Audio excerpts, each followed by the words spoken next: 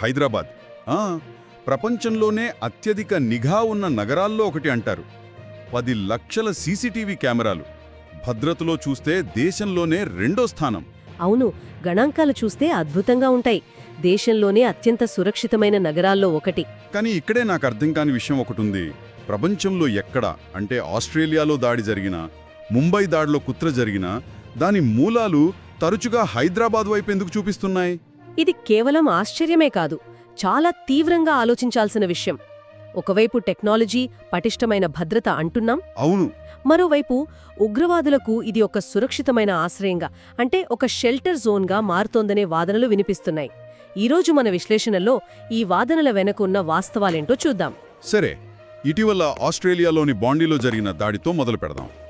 ఆ దాడి చేసిన వ్యక్తి సాజిద్ అక్రమ్ మన హైదరాబాద్లోని టోలీచౌకీ ప్రాంతానికి చెందినవాడు. 1998లో స్టూడెంట్ వీసాపై వెళ్లాడు. కానీ ఇన్నేళ్లు గడిచినా అతని దగ్గర భారతీయ పాస్పోర్ట్ ఉండటం అది గమనించాల్సిన విషయం. అంటే అతను ఒంటరి కాదంటారా? అస్సలు కాదు. తన కొడుకు నవీద్తో కలిసి ఫిలిప్పీన్స్లో ఐసిస్ మద్దతున్న మిలిటెంట్ల దగ్గర శిక్షణ కూడా పొందాడు. అంటే ఈ భావజాలం కుటుంబంలోకే వెళ్లిపోయింది. కేవలం సాజిద్ మాత్రమే కాదు. మీకు గుర్తుందా 2008 ముంబై దాడుల సూత్రధాని డేవిడ్ హెడ్లీ? గుర్తుంది. అతను కూడా భారతదేశంలో తన కార్యకలాపాలకు సురక్షితమైన స్థావరం కోసం చూస్తున్నప్పుడు హైదరాబాద్ను ఒక ముఖ్యమైన ఆప్షన్గా పెట్టుకున్నాడు. మరి హెడ్లీ లాంటి వాళ్లకు హైదరాబాద్ ఎందుకు అంత సురక్షితంగా అనిపించింది? ఇక్కడేముంది వాళ్ళకి? దానికి కారణం హైదరాబాద్ యొక్క ద్వంద్వ స్వభావం. అంటే పాత నగరం యొక్క జనసమూహంలో కలిసిపోయి ఎవరికీ తెలియకుండా బ్రతకడం సులభం. అవును, చాలా సులభం. అదే సమయంలో కొత్త నగరం యొక్క ఆధునిక సౌకర్యాలు, అంతర్జాతీయ కనెక్టివిటీ కూడా అందుబాటులో ఉంటాయి. ఈ పాత కొత్త నగరాల కలయికే వాళ్లకొక వరంలా మారిందనమాట. నిజమే.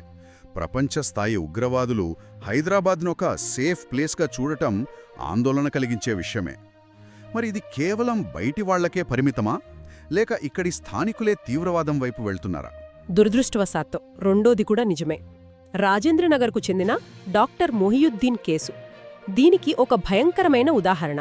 డాక్టరా? అవును.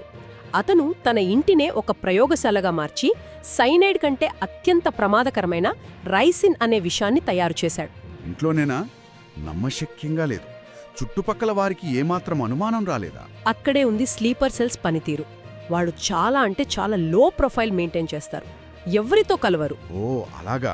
తమ పిల్లలను స్కూలుకు కూడా పంపకుండా ఇంట్లోనే చదివిస్తూ పూర్తిగా సమాజానికి దూరంగా ఉంటారన్నమాట. అంటే వాళ్ల ఉనికి బయటకు అస్సలు తెలియదు. మొహియుద్దీన్ కూడా దేశవ్యాప్త దాడులకు రెక్కీ చేసి మళ్లీ నిశ్శబ్దంగా హైదరాబాద్లోనే తన ఇంటికే తిరిగొచ్చేవాడు.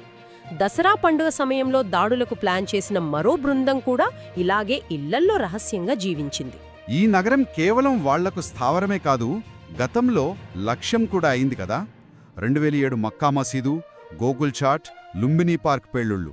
ఆ ఘటనల్లో 42 మంది చనిపోయారు. ఆ తర్వాత 2013లో దిల్సుఖ్ నగర్ పేలుళ్లలో 17 మంది ప్రాణాలు కోల్పోయారు. ఈ ఘటనలు నగరం ఎంత ప్రమాదంలో ఉందో గుర్తుచేస్తూనే ఉన్నాయి. ఖచ్చితంగా. ఇప్పుడు అసలు ప్రశ్నకు వద్దాం. 10 లక్షల కెమెరాలు, అత్యాధునిక కమాండ్ కంట్రోల్ సెంటర్ ఉన్నప్పుడు కూడా ఈ కదలికలను ఎందుకు పసిగట్టలేకపోతున్నాం? అదే నా ప్రశ్న కూడా. ఇక్కడే కొన్ని వ్యవస్థాగత లోపాలు కనిపిస్తున్నాయి. ముఖ్యంగా హైదరాబాద్ కమిషనరేట్ పరిధిలో ఉగ్రవాద కార్యకలాపాలపై ప్రత్యేకంగా దృష్టి పెట్టడానికి ఒక స్పెషల్ వింగ్ లాంటిదే లేదా? అదే. అలాంటి ఒక ప్రత్యేక విభాగం లేకపోవడం చాలా పెద్ద లోటు. కానీ 10 లక్షల కెమెరాల నుండి వచ్చే డేటాను విశ్లేషించడానికి ఒక బృందం ఉండాలి కదా.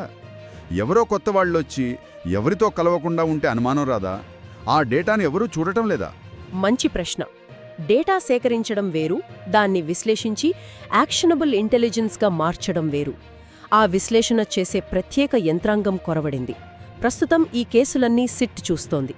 స్పెషల్ ఇన్వెస్టిగేషన్ టీం వాళ్ళు సాధారణంగా రాజకీయ హత్యలు, పెద్ద ఆర్థిక నేరాలు వంటివి కూడా చూస్తారు కదా. సరిగ్గా అదే పాయింట్. వారిపై ఇతర కేసుల భారం ఎక్కువగా ఉండడం వల్ల ఉగ్రవాద కేసులపై పూర్తిస్థాయిలో దృష్టి పెట్టలేకపోతున్నారు. అంటే దీనికి ప్రత్యేకమైన నైపుణ్యం కూడా అవసరం. ఖచ్చితంగా. ఉగ్రవాదుల నుండి సమాచారం రాబట్టడంలో నైపుణ్యమున్న అనుభవజ్ఞులైన అధికారుల సంఖ్య తగ్గడం, క్షేత్రస్థాయిలో సమాచార సేకరణలో సమన్వయ లోపాలు, ఇవన్నీ సమస్యను మరింత జటిలం చేస్తున్నాయి. అంటే ఒకవైపు అంతర్జాతీయ బ్రాండ్ ఇమేజ్, మరోవైపు ఉగ్రవాదులకు ఆశ్రయం అనే వాదన. ఈ రెండిటి మధ్య హైదరాబాద్ నలిగిపోతోందన్నమాట. కేవలం టెక్నాలజీ సరిపోదని స్పష్టమవుతోంది. అవును, హైదరాబాద్ నిజంగా విశ్వనగరంగా నిలవాలంటే కేవలం సీసీటీవీ కెమెరాల సంఖ్యను పెంచితే సరిపోదు. వాటిని విశ్లేషించే, క్షేత్రస్థాయిలో నిఘా పెట్టే ప్రత్యేక విభాగాలు అత్యవసరం. దర్యాప్తు సంస్థల మధ్య సమన్వయం ఉండాలి. లేకపోతే సేఫ్ సిటీ అనే బిరుదు కేవలం కాగితాలకే పరిమితమయ్యే ప్రమాదముంది. నిజమే. ఈ అంశంపై మనందరం లోతుగా ఆలోచించాల్సిన అవసరం ఎంతైనా ఉంది.